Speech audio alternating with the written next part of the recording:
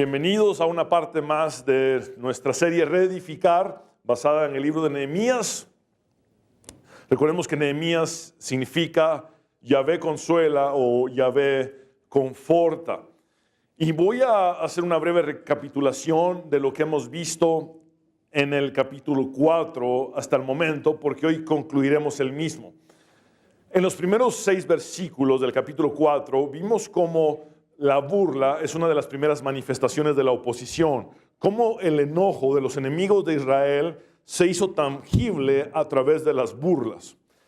Y entendimos que la burla es uno de los primeros recursos que Satanás utiliza. De hecho, los mismos apóstoles, especialmente el apóstol Pedro, nos advierte que los burladores aumentarían en el tiempo postrero. Judas nos recuerda que los apóstoles advirtieron de que los burladores proliferarían en los últimos tiempos. Y realmente yo creo, honestamente, que una de las plataformas en la que los burladores han aumentado son las redes sociales. Si ustedes se dan cuenta, ahora todo el mundo puede hacer pública su opinión y hay mucha crueldad en las redes sociales. Esto es algo innegable. De hecho, comprendimos que la burla implica el cuestionamiento de las acciones y las motivaciones de las personas. Vimos cómo los enemigos de Israel cuestionaron al pueblo diciendo, ¿se rebelan contra el rey al reconstruir los muros? Vemos cómo existe también a través de la burla un menosprecio total por parte de Sanballat, que dice, ¿qué cree que está haciendo este pobre y debilucho grupo de judíos? Cuando dice debilucho se refiere a marchito o moribundo, se refiere a decrépito grupo de judíos. Por otro lado, vimos que la burla implica descalificación total, descalificación de lo que la persona hace o deja de hacer, descalificación de lo que la persona es, y descalificación incluso de lo que la persona cree, de su fe. Por otro lado, vimos que también la burla implica una magnificación de las dificultades. Estos burladores dijeron, creen que van a resucitar piedras destrozadas y quemadas, calcinadas, y que con eso van a lograr reconstruir los muros. Y llega la burla hasta lo que es la comparación denigratoria. La burla de Tobías era de esta manera. Él dijo, si un zorro o una zorra se para sobre esos muros, los va a derribar o los va a derrumbar. Y vemos una crueldad excesiva, una crueldad sin límites en lo que son las burlas. Y de esta manera empieza lo que es una batalla psicológica. Luego en los versículos del 7 al 15, vemos que la adversidad se extendió, la adversidad se intensificó, llegando a una amenaza física de violencia. Los enemigos de Israel hacen todo un complot, una conspiración, planifican unidos realmente rodear a Israel desde el norte, sureste y oeste. Y el pueblo de Judá reacciona orando unidos. Y Nehemías organiza una defensa civil. El desaliento finalmente permeó los corazones de los judíos. Vemos que al principio del capítulo 4 ellos tuvieron un corazón para trabajar a pesar de las burlas. Pero ahora el desánimo les invade. Ahora se empiezan a creer las burlas. Las burlas de los enemigos empiezan a ser una realidad. Es cierto, somos débiles. Es cierto, no podemos. Es cierto, somos incapaces. Entonces Nehemías lo que hace es reaccionar conforme a la voluntad de Dios y los animó a no tener miedo. Los exhortó a recordar quién es su Dios grande y glorioso y los estimuló a pelear por sus hermanos, por sus hijos e hijas, por sus esposas, por sus familias, por sus casas. Y después de que Dios frustró los planes de los enemigos, todos volvieron al trabajo en la reedificación. Esta es una constante en la reedificación. Una vez se enfrentan las adversidades, entonces se regresa a trabajar. Ahora Nehemías tiene que hacer algo. y es tomar medidas permanentes. Es el título del estudio de hoy. Nehemías toma medidas permanentes. Obreros y guerreros. Cada obrero se convierte en un guerrero y cada guerrero es también un obrero. Y vamos a ver el texto con el que concluimos el capítulo 4, que dice así: en nombre del Padre, del Hijo y del Espíritu Santo. Sin embargo, de ahí en adelante, solo la mitad de los hombres trabajaba, mientras que la otra mitad hacía guardia con lanzas, escudos, arcos y cotas de malla. Los líderes se colocaron detrás del pueblo de Judá que edificaba la muralla. Los obreros seguían con el trabajo, sosteniendo con una mano la carga y con la otra un arma. Todos los que construían tenían una espada asegurada a su costado. El que tocaba la trompeta quedó conmigo para tocar al arma. Entonces les expliqué a los nobles, a los oficiales y a todo el pueblo lo siguiente: la obra es muy extensa y nos encontramos muy separados unos de los otros a lo largo de la muralla. Cuando oigan el sonido de la trompeta, corran hacia el lugar donde ésta suene. Entonces nuestro Dios peleará por nosotros. Trabajamos desde temprano hasta tarde, desde la salida hasta la puesta del sol, y la mitad de los hombres estaba siempre de guardia. También les dije a todos los que vivían fuera de las murallas que se quedaran en Jerusalén. De esa manera ellos y sus sirvientes podían colaborar con los turnos de guardia de noche y trabajar durante el día. Durante ese tiempo ninguno de nosotros, ni yo, ni mis parientes, ni mis sirvientes, ni los guardias que estaban conmigo, nos quitamos la ropa. En todo momento portábamos nuestras armas, incluso cuando íbamos por agua. Y vamos directamente al punto número 1. El equilibrio entre trabajo y defensa. Hay un equilibrio, hay un 50% de trabajo y un 50% de defensa, y está muy claro. Debido a la naturaleza traicionera del enemigo, tuvieron que permanecer constantemente en alerta y estar siempre vigilantes, precavidos, para evitar cualquier ataque furtivo o sorpresa. Nehemías sabía que no podía interrumpir el trabajo cada vez que surgiera un nuevo rumor de ataque. Si ustedes recuerdan, vimos que en el texto hebreo dice que 10 veces vinieron a alertarles de una invasión del enemigo. Cuando se lee en el texto hebreo la expresión 10 veces, es un recurso idiomático para decir muchas veces. Es decir, en más de 10 ocasiones, Nehemías escucha la posibilidad de un complot, de una invasión, de una conspiración, y entonces ahora determina lo siguiente: no voy a interrumpir la obra cada vez que surja un nuevo rumor, y sé que la hostilidad no tiene tregua por parte de mis enemigos. Entonces voy a tomar medidas permanentes. Veamos nuevamente el versículo 16, 17 y la primera parte del 18. Dice: sin embargo, de ahí en adelante, es decir, aquí hay un parteaguas, hay un momento donde él toma una decisión de actuar con medidas constantes y permanentes. Dice, aquí está el equilibrio: solo la mitad de los hombres trabajaba, mientras que la otra mitad hacía guardia con lanzas, escudos, arcos y cotas de malla.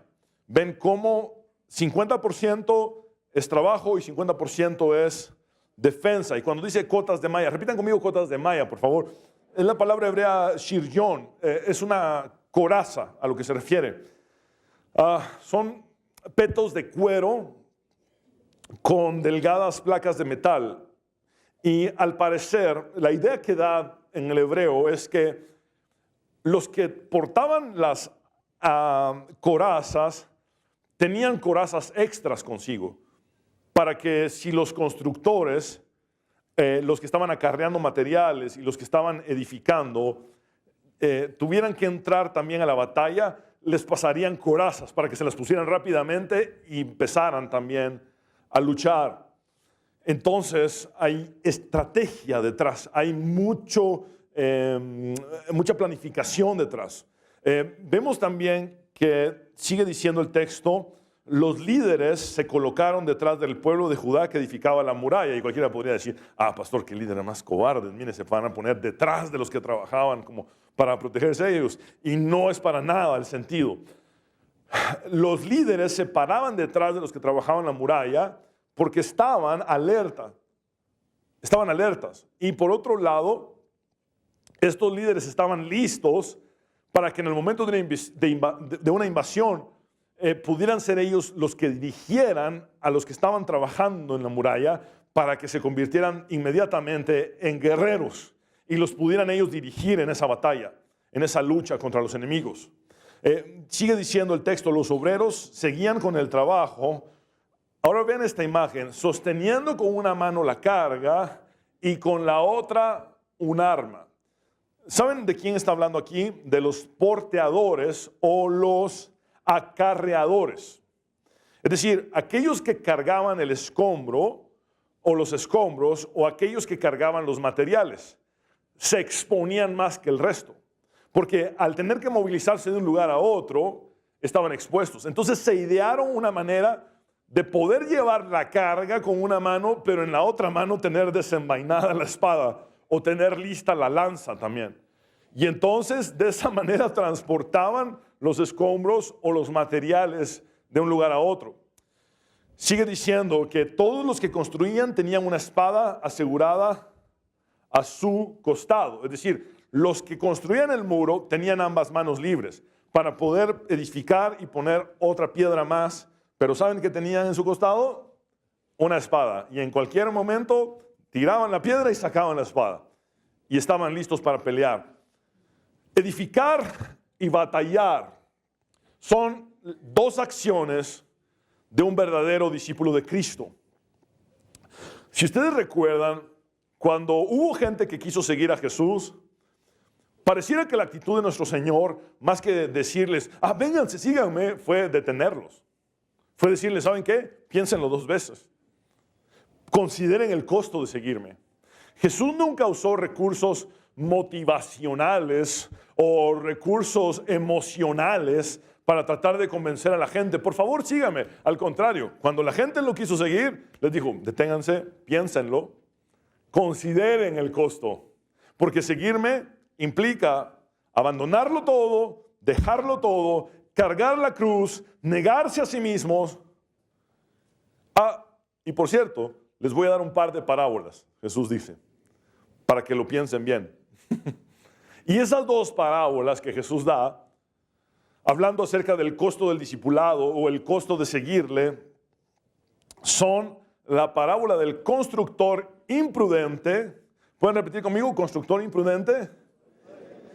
Y la parábola del rey razonable. ¿Pueden repetir conmigo? El rey razonable. Son dos parábolas seguidas que tienen que ver con estos tópicos. Un tópico es construir y el otro tópico es batallar o pelear. ¿Les suenan esos dos tópicos? Es exactamente lo que estamos estudiando. Que mientras se construye, se pelea, y mientras se pelea, se construye. Y Jesús usa esos dos tópicos para decirnos que un verdadero discípulo debe de ser tanto un constructor como un guerrero. Vean por favor la parábola del constructor imprudente en Lucas 14, 28 al 30. Dice, porque ¿quién de ustedes que quiera levantar una torre no se sienta primero a calcular los costos para ver si tiene todo lo que necesita para terminarla? No sea que después de haber puesto los cimientos se dé cuenta de que no puede terminarla y todos los que lo sepan comiencen a burlarse de él y digan, este hombre comenzó a construir y no pudo terminar. Habla de la deshonra que resulta de ser incapaz de concluir la obra que se ha iniciado. Entonces Jesús lo que hace es pedirnos que pensemos cuidadosamente la decisión que vamos a tomar respecto a seguirle, respecto a ser sus discípulos, que nos sentemos a calcular el costo, pero es tan interesante que toma este tópico de la construcción primero y luego entra al tópico de la batalla y da la parábola del rey razonable. Dice el versículo 31, o qué rey que marcha a la guerra contra otro rey no se sienta primero a calcular si puede hacerle frente con 10,000 soldados al que viene a atacarlo con 20,000. Si no puede hacerle frente, envía una embajada al otro rey cuando éste todavía está lejos y le propone condiciones de paz. Jesús nuevamente nos manda a considerar de manera seria lo que implica seguirle. Y luego de dar ambas parábolas, una en el entorno de construcción y el otra en el entorno de una batalla, Jesús las unifica y hace esta analogía, diciendo en el versículo 33, así también cualquiera de ustedes que no renuncia a todo lo que tiene, no puede ser mi discípulo. Uno no puede ser un verdadero discípulo si no está totalmente entregado y dedicado a Dios. Así es que vemos que Jesús dice que un verdadero discípulo es el que está dispuesto a terminar lo que empieza en cuanto al tópico de la construcción, y un verdadero discípulo es aquel que batalla inteligentemente en una guerra. Esto está implícito en esas parábolas que da. Ahora, esto concuerda con la enseñanza paulina. En las epístolas de Pablo, vemos que nosotros hemos sido llamados por Dios para ser edificadores de su iglesia y por ende de su reino. Pablo usa repetidamente la imagen de la construcción en sus epístolas. Representa a los cristianos como el edificio de Dios, como el templo de Dios. Presenta a Jesucristo como el único cimiento o fundamento, como la piedra principal, como había dicho el profeta en los Salmos. Describe la vida de los creyentes como un proceso de edificación. Es decir, mientras el creyente vive y actúa, está edificando. Es decir, nuestros pasos como cristianos son edificación. Y por otro lado, también revela que los cristianos estamos siendo edificados juntos en Cristo. Veamos una de estas porciones donde Pablo utiliza la imagen de la construcción. 1 Corintios 3, 10, 11 dice, según la gracia que Dios me ha dado, yo como perito arquitecto, es decir, jefe de construcción, eso es lo que significa perito arquitecto, jefe de construcción, puse el fundamento mientras que otro sigue construyendo encima, pero cada uno debe tener cuidado de cómo sobreedifica, porque nadie puede poner otro fundamento que el que está puesto, el cual es Jesucristo. Es decir, somos constructores. Somos gente que está sobreedificando sobre el fundamento que fue puesto en el primer siglo. ¿Cuál es ese fundamento? Jesucristo.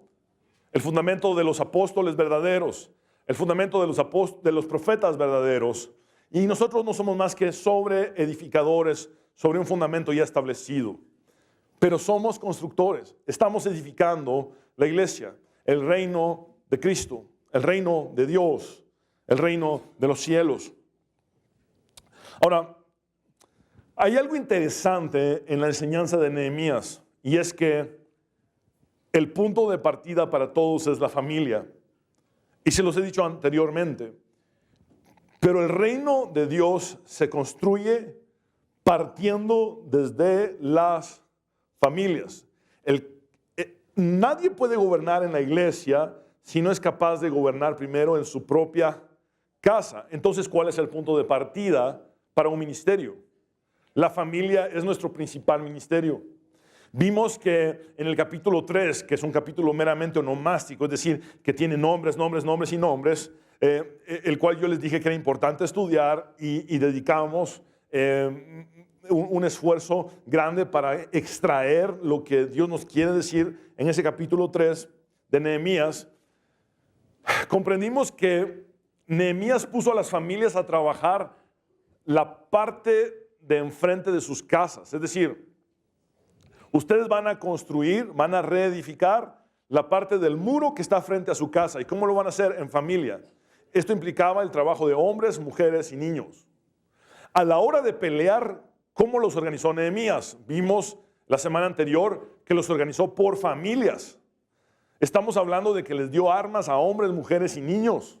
Es decir, ustedes reconstruyen en familia y luego pelean en familia. Esta es una lección para todos nosotros. ¿Somos edificadores del reino de Dios? Sí. ¿Tenemos que reconstruir algo que está en ruinas en este momento en nuestras vidas? Pues nos toca trabajarlo en familia. Y nos toca pelear en familia. Nos toca librar la batalla en familia. Ese es el punto de partida. De hecho, Salomón dice, la casa se edifica con sabiduría.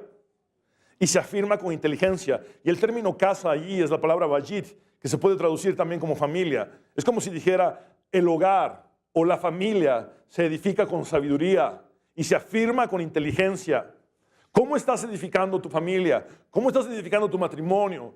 La paternidad que Dios te ha confiado o la maternidad que Dios te ha confiado. Debe ser con sabiduría. ¿Y cuál es el principio de la sabiduría? ¿Cuál es el punto de partida de la sabiduría? El temor al Señor. Y ese temor al Señor implica una reverencia constante a Dios. Ese sentido de saber que Dios me ve en todo momento, que Dios conoce las intenciones de mi corazón, los motivos de mis acciones. Ese es el temor al Señor. Así se edifica la familia. El hogar debe ser una fuente básica de estímulo. Cuando estaban ellos derrotados, desanimados anímicamente, ¿qué les dice Nehemías? Peleen por sus familias. Allí está la motivación que Dios quiere que tengamos, que lo hagamos por nuestros hijos e hijas y por nuestras esposas, por los esposos en el caso de las mujeres, que trabajemos en familia y que peleemos en familia. Asimismo, en el Nuevo Testamento, el caminar del cristiano se presenta como una guerra espiritual. Es decir, el caminar del creyente es una batalla espiritual. Y eso está claro también en las epístolas de Pablo. De hecho, Pablo le dijo a Timoteo que peleara la buena batalla por la fe verdadera. Y mientras edificamos el reino de Dios como constructores, también debemos tener nuestra armadura de la fe puesta y nuestra espada en la mano. Es decir, si con una mano tenemos el ladrillo, con la otra tenemos la espada del Espíritu, que es la palabra de Dios. Quiero contarles un poco de cómo Pablo escribe acerca de la armadura de la fe. Él estaba en un arresto domiciliario en Roma. Durante ese arresto domiciliario estaba siendo custodiado por soldados romanos. Entonces, seguramente se les quedaba viendo a los soldados romanos. Ah, qué casco más interesante. Se pone la coraza también. Vamos a ver las sandalias. Ah, sí tienen una protección las sandalias, ¿verdad? ¿Para qué? Ah, la que escudo más grandote tienen, ¿verdad? Sí. Y toma de inspiración lo que era la armadura romana en el siglo I para aplicarla espiritualmente, inspirado por el Espíritu Santo, obviamente.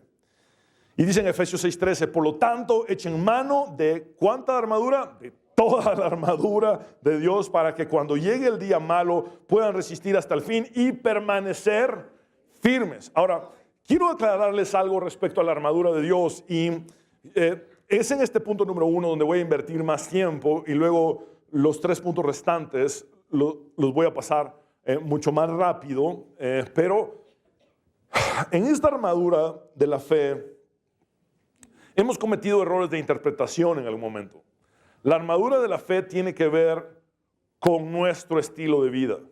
La armadura de fe tiene que ver con nuestras acciones como verdaderos cristianos. Por ejemplo, Pablo habla del cinturón de la verdad. Cuando habla del cinturón de la verdad, más allá de referirse a la verdad que es Jesús, porque todos entendemos que el Señor Jesús es el camino, la verdad y la vida, y eso está claro. Pero ¿de qué me sirve decir, tengo el cinturón de la verdad si ando mintiendo? Por eso el cinturón de la verdad aquí tiene que ver con cómo yo actúo como cristiano. Si yo soy auténtico, si yo soy honesto, si yo soy sincero, si yo soy veraz, entonces tengo el cinturón de la fe, tengo el cinturón, perdón, de la verdad. ¿A qué me refiero con esto? No se puede pelear contra el padre de la mentira siendo mentiroso. No se puede pelear contra el padre de la mentira siendo deshonesto. No se puede pelear contra el padre de la mentira siendo de dos caras, o siendo de doble ánimo, o siendo un hipócrita religioso que tiene una vida en el mundo y luego llega a la iglesia a hacerse el cristiano. No es la forma de batallar. La forma de batallar es siendo verdadero. Y esa verdad que tengo en mi cintura, como cinturón, tiene que ver con mis acciones como cristiano. Soy un cristiano que pelea firmemente la batalla si soy verdadero. Cuando Pablo habla de la coraza de justicia, esa justicia, más allá de referirse a la justicia de Dios, se refiere a una manera de traducir la palabra justicia. Justicia significa hacer lo correcto. Nuevamente, ponerme la coraza de justicia significa que yo hago lo correcto delante de los ojos de Dios, aunque suene incorrecto ante los ojos del mundo. No me dejo arrastrar por la corriente del mundo, ni por las vanas y huecas filosofías del mundo, sino que vivo conforme a lo que a Dios le agrada, conforme a su voluntad, haciendo lo correcto ante sus ojos. Eso es tener la coraza de justicia. Luego, dice Pablo que debemos de calzarnos los pies con la disposición de predicar el evangelio de la paz. Nuevamente son acciones nuestras. Cumplir con la gran comisión. Tengo protegidos mis pies cuando mis pies buscan los perdidos, cuando mis pies buscan a aquellos que no tienen a Cristo, cuando mis pies sirven para ir a los lugares donde hay oscuridad y predicar el evangelio, las buenas noticias de salvación, ese evangelio de la paz. Entonces vemos, cinturón de verdad porque vivo una vida honesta, coraza de justicia porque agrado a Dios con mis acciones, porque hago lo correcto ante sus ojos. ¿Tengo calzado los pies? Sí. ¿Por qué? Porque uso mis pies para buscar a los que están perdidos y predicarles de Cristo. Pero también Pablo habla de que debemos de protegernos con el escudo de la fe. Y uno de los escudos más grandes en la historia de los imperios era el romano. El escudo romano tenía de ancho 1,10 m y de alto 1,80 m. Yo mido 1,84 m, 85 digamos. 1,84 m y medio. ¿No? Pónganse 4 centímetros menos de estatura y era más o menos por aquí el alto del escudo. Es decir, podría cubrir completamente al soldado cuando éste se agachaba. Bueno, si eran bajitos, entonces solo se paraban así. Pero el asunto es que la fe también tiene medidas en la Biblia. Jesús le dijo a sus mismos discípulos, ¿por qué temen hombres de poca fe? Es decir, depende del tamaño de la fe que tengo, el tamaño del escudo con el que estoy protegido. Si algunos tienen una fe chiquitita, entonces anda un escudito así. Y dice que el escudo sirve para defendernos de los dardos de fuego del enemigo. Otra traducción es flechas incendiarias del enemigo. De hecho, los escudos de los romanos eran diseñados para no incendiarse fácilmente. Entonces estamos hablando de que tenemos que pedirle a Dios que aumente nuestra fe. Y entonces, mientras más grande nuestra fe, más grande es la protección, más grande es el escudo que podemos usar en contra de los dardos o las flechas incendiarias del enemigo. ¿Ven cómo todo tiene que ver? Pónganse ustedes la armadura de la fe. ¿Quién provee la armadura? Dios. ¿Pero quién se la pone? Si soy verdadero, si soy auténtico, si hago lo correcto delante de Dios, si predico el evangelio de la paz, si tengo una fe que crece y crece y crece, entonces me pongo bien esa armadura.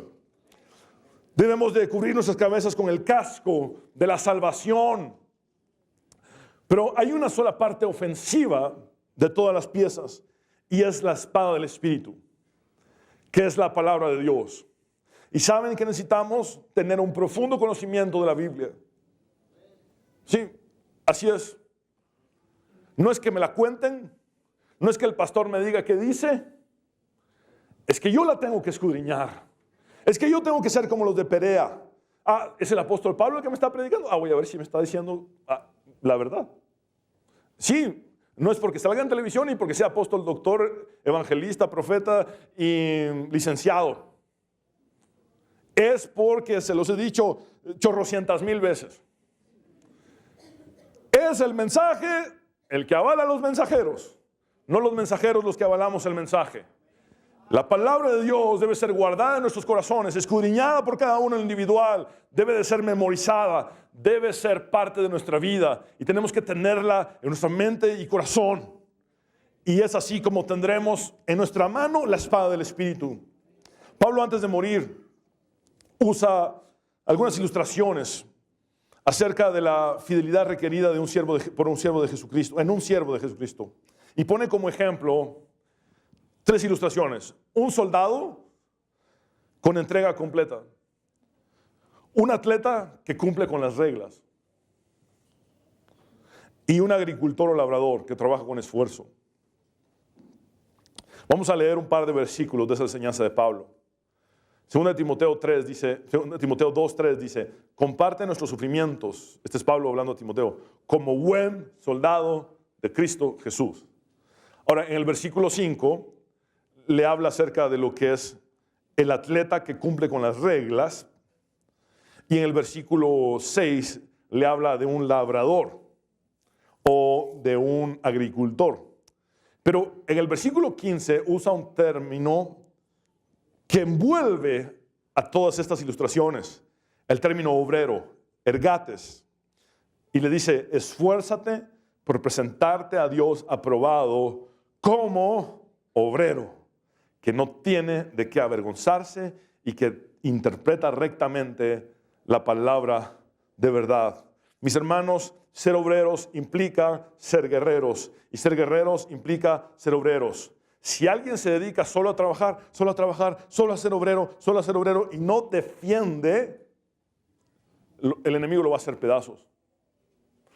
Pero hay otro extremo que para mí no es saludable. Y es cuando la gente pasa todo el tiempo, guerra espiritual, lucha espiritual, batalla espiritual, y se olvidan de trabajar.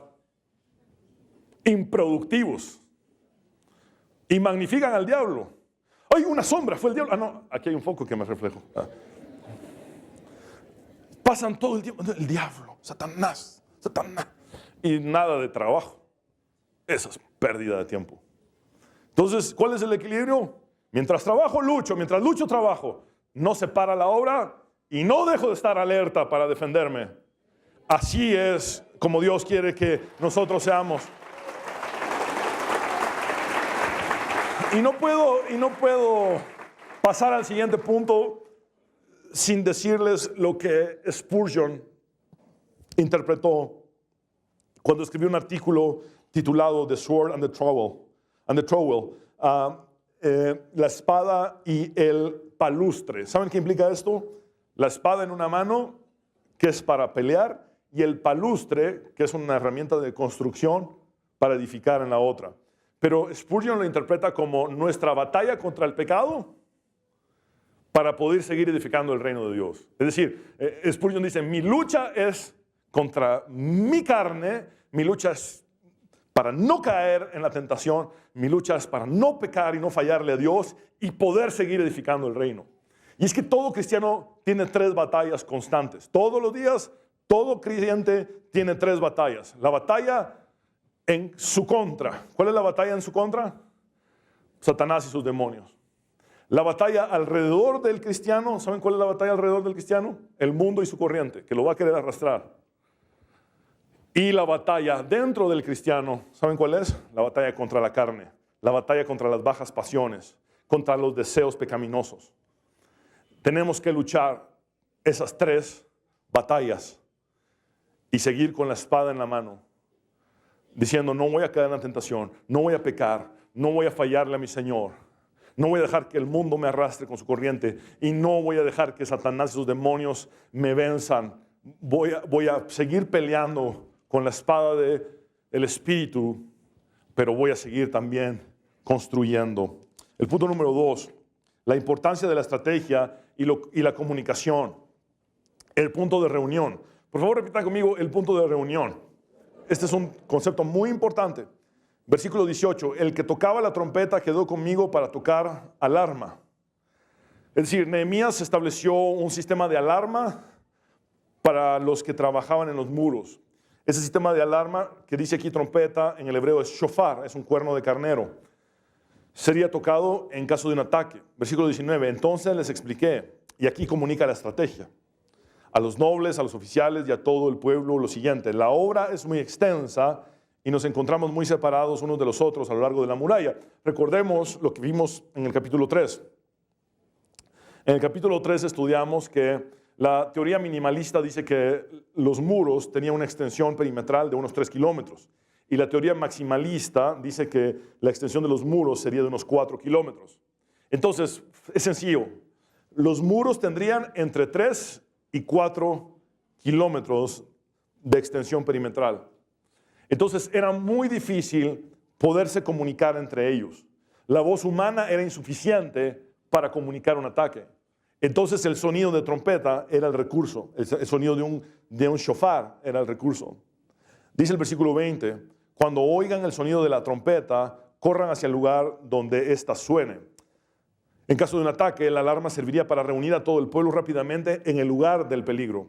Ahora, mis hermanos, es importante también entender que la versión griega del Antiguo Testamento, la Septuaginta, y la versión traducida desde el siríaco, Peshita, dejan implícito que no era un solo trompetero, sino que había más trompeteros.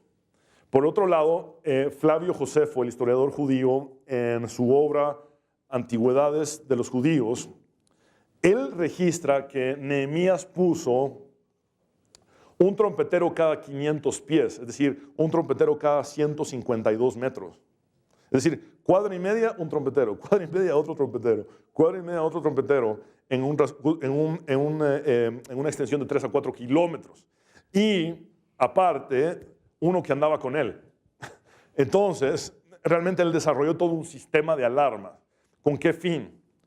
Que todo el mundo pudiera ir a ese lugar de reunión, a ese punto de reunión, a ese lugar de encuentro.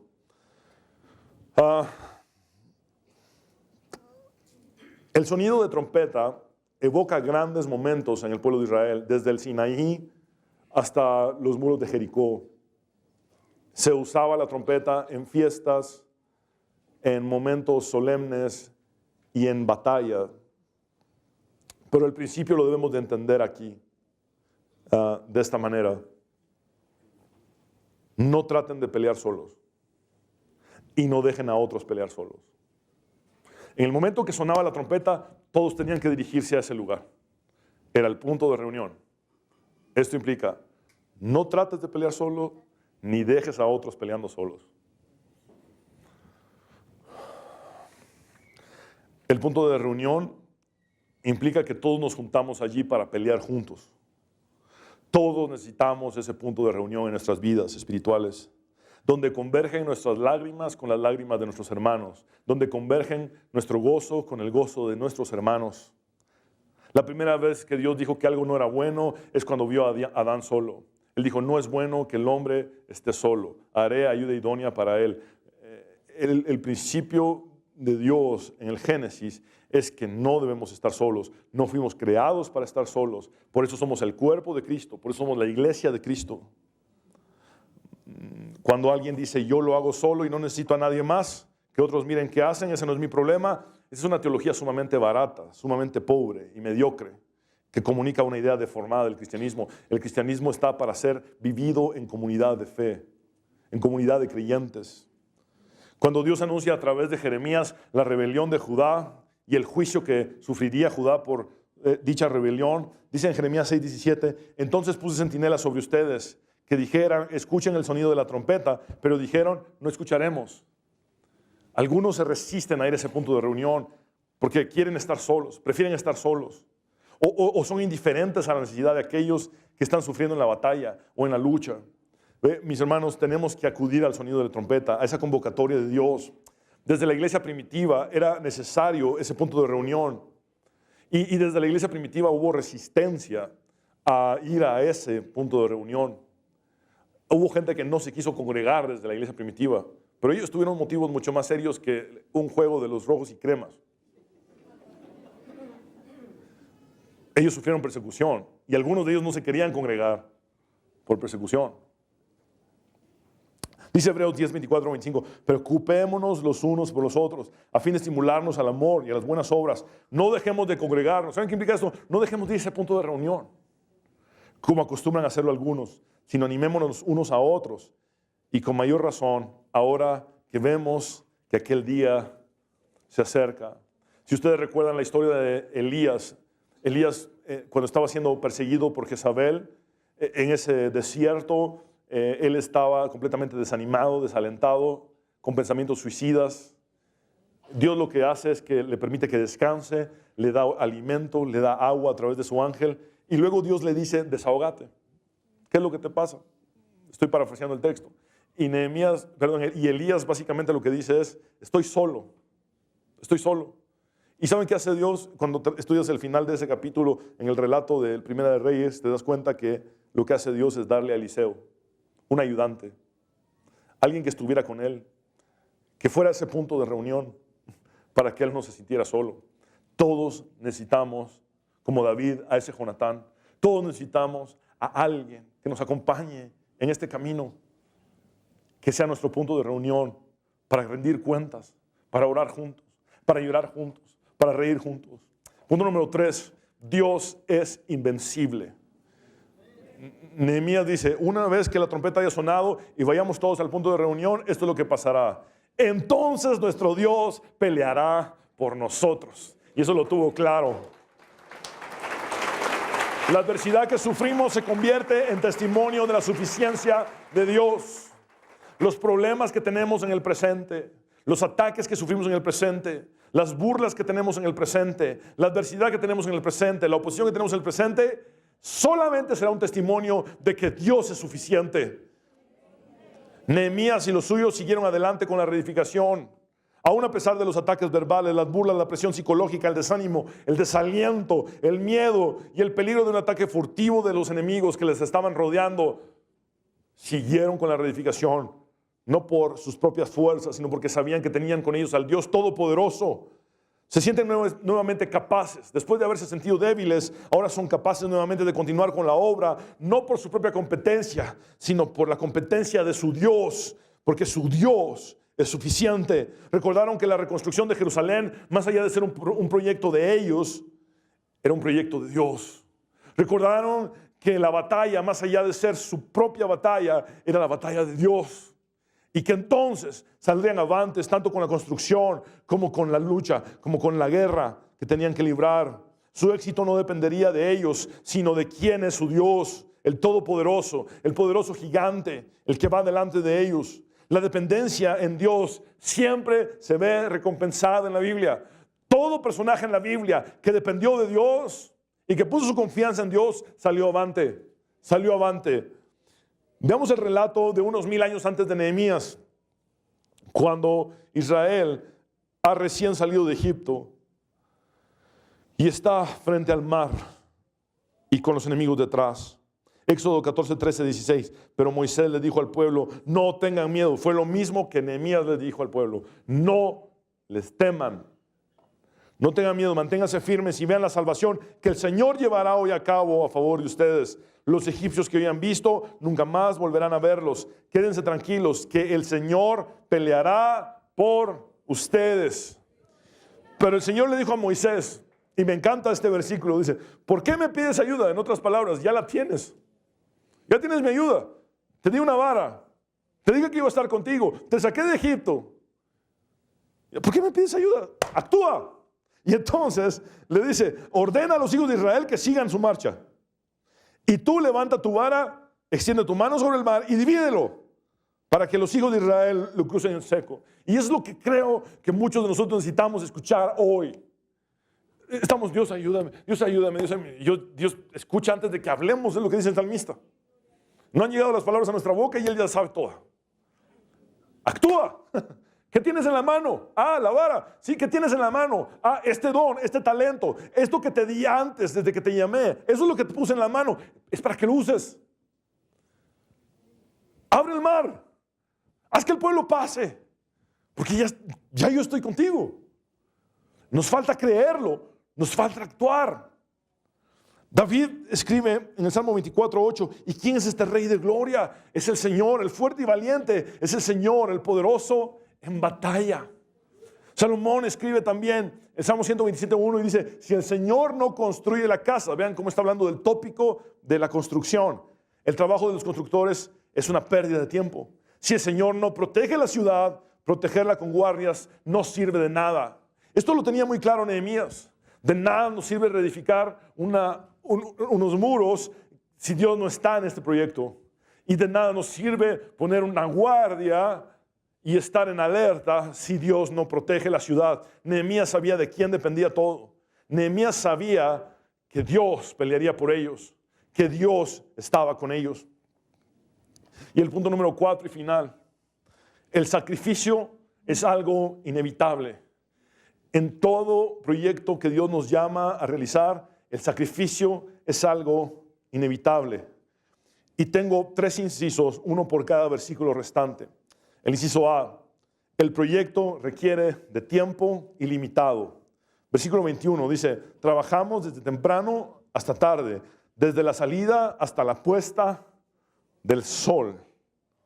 Es decir, al trabajar desde el alba hasta el crepúsculo, en esa temporada del año, es fácil calcular cuántas horas trabajaban, porque si terminaron las murallas en 52 días a mediados de septiembre, solo tenemos que retroceder unos cuantos días y ver cuál era la estación del año.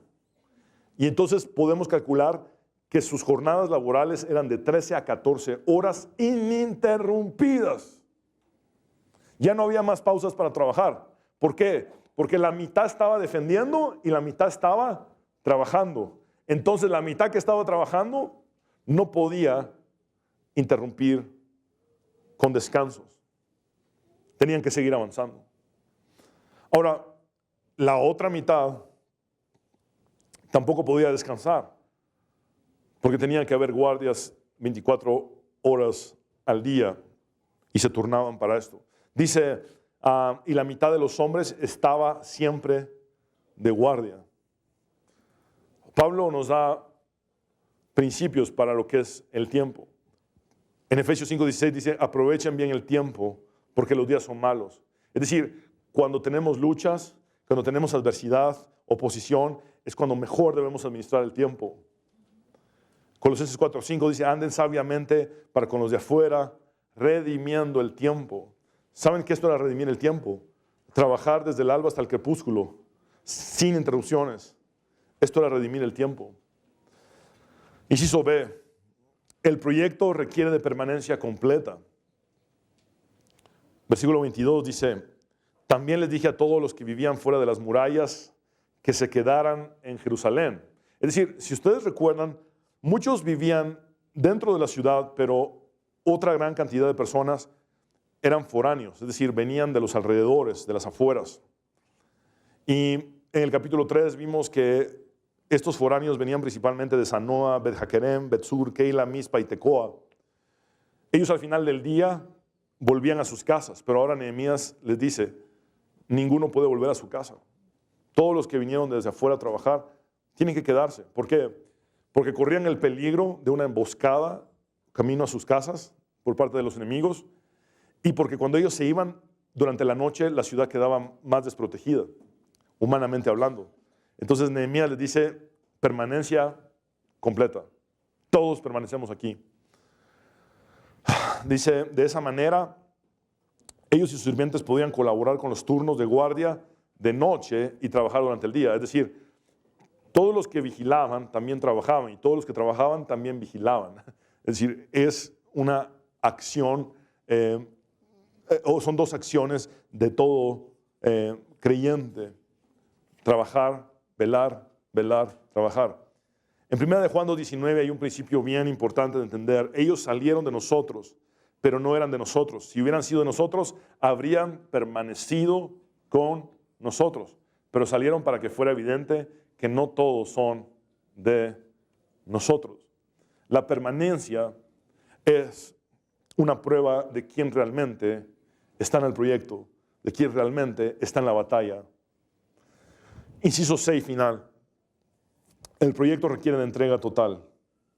Durante ese tiempo, ninguno de nosotros, vean cómo él se incluye, y dice, ni yo, es decir, Nehemías predicó con el ejemplo, ni mis parientes, es decir, sus familiares, ni mis sirvientes, ni los guardias que estaban conmigo, nos quitamos la ropa. En todo momento portábamos nuestras armas, incluso cuando íbamos por agua. ¿Pueden repetir conmigo? Incluso cuando íbamos por agua. ¿Saben qué dice en el hebreo literalmente? Es una de las frases más difíciles de traducir ha sido una de las frases que ha sido un reto para todos los traductores de la Biblia. Lo que dice ahí literalmente en hebreo es esto: cada uno su arma el agua. Cada uno su arma el agua, es lo que dice ahí. Y mi deber es predicarlo. Cada uno su arma el agua. Bueno, hay varias posibilidades. Está implicando que cuando iban a beber agua, siempre lo hacían con el arma en la mano. Está implicando que cuando se bañaban, sí se quitaban la ropa para bañarse, pero no se quitaban la espada. Siempre estaban armados para bañarse. Ahora, hay una situación en el hebreo, y es que la palabra para mano derecha es yamim. Es una sola palabra que implica mano derecha, yamim. Y la palabra para aguas es mayim. Y pudo haber sido una situación de un copista hebreo que cruzó una palabra por otra, yamim por mayim, y haya implicado que cada uno tenía su arma en la mano derecha. Es una probabilidad. Lo que sí es que el sentido es el mismo. El sentido es este: permanecieron todo el tiempo en guardia. Es decir, si tomaban agua, con el arma. Si se bañaban, con el arma. Si dormían, con el arma y vestidos. Es decir, todo el tiempo alertas, todo el tiempo en guardia. Jesús nos da un principio muy importante en Lucas 11:23. El que no está conmigo, a mí se opone. Y el que no trabaja conmigo, en realidad trabaja en mi contra. ¡Qué fuerte esto! No hay neutralidad ante Cristo Jesús. O es todo o es nada. Si no estás con Él, estás contra Él. No puedes ser neutro. Si no trabajas con Él, entonces trabajas contra Él. No puedes ser neutral. Y algo que entendemos, mis hermanos, es que no se puede servir sin sufrir. Muéstrenme a alguien que le haya servido a Dios en toda la Biblia que no sufrió. Servir implica sufrir. Servir te hace vulnerable porque tienes que renunciar a todo, dejarlo todo, negarte a ti mismo, cargar la cruz, poner tu tiempo ilimitadamente para lo que Dios te llame,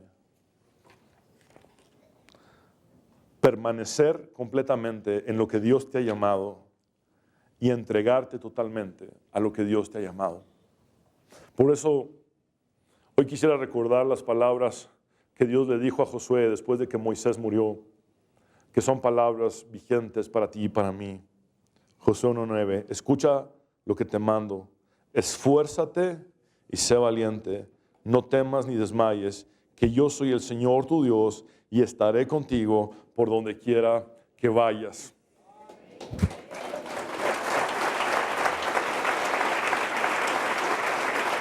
Mis hermanos, les invito a que nos pongamos de pie, vamos a orar juntos. Recordemos que necesitamos ese balance entre trabajo y defensa, entre defensa y trabajo. Recordemos la importancia del punto de reunión. No tenemos que pelear solos, no tenemos que trabajar solos. Necesitamos ese punto de reunión. Estar atentos y escuchar. Pertenecer a una comunidad de fe. No tenemos que dejar pelear a otros solos. Donde suene la trompeta, pelearemos juntos. Recordemos que nuestro Dios es invencible. Que el panorama puede ser un imposible. Que el panorama puede ser difícil.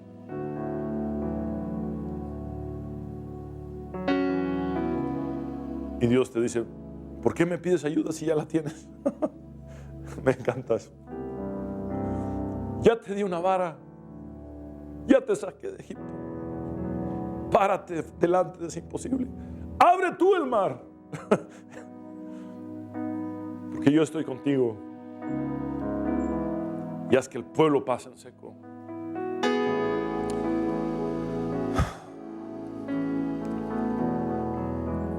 Es Dios quien peleará por ti. Es Dios quien velará por ti. Recuérdate que el llamado de Dios requiere de un sacrificio inevitable. Ríndele a Dios tu tiempo. Permanece. Quédate dentro. No salgas.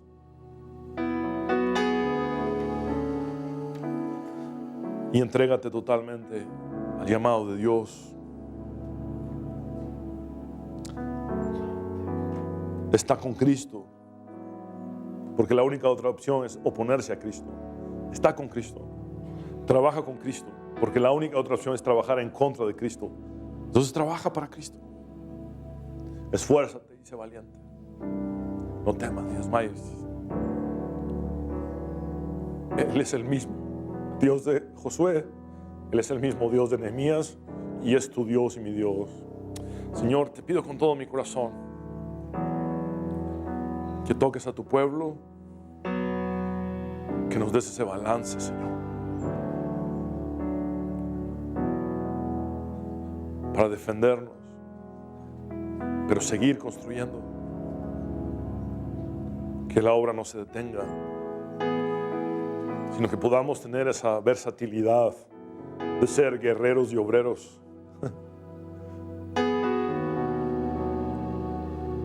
Señor, danos ese punto de reunión. Yo te pido por ese Eliseo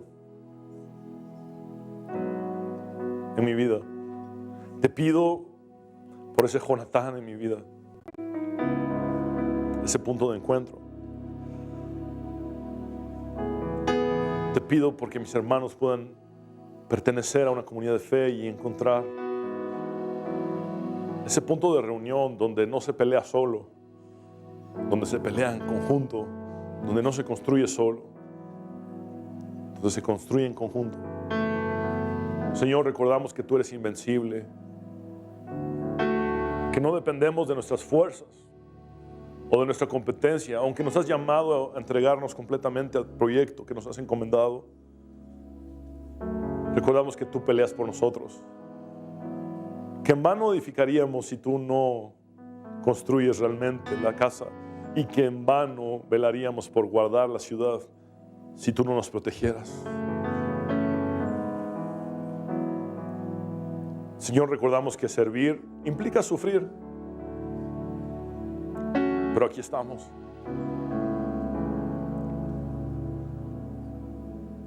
Cargamos la cruz, nos negamos a nosotros mismos, entregamos nuestro tiempo ilimitadamente, nuestra vida ilimitadamente. Señor, decidimos permanecer. Decidimos permanecer. Decidimos seguir en tu llamado. Decidimos entregarnos totalmente a ti. Trabajar contigo. Estar contigo. Siendo esforzados y valientes, no desmayando. Quiero hablar contigo, hombre y mujer que has venido sin Cristo, tú que sabes que necesitas a Dios. Haz esta oración de fe conmigo y entrégate a Él.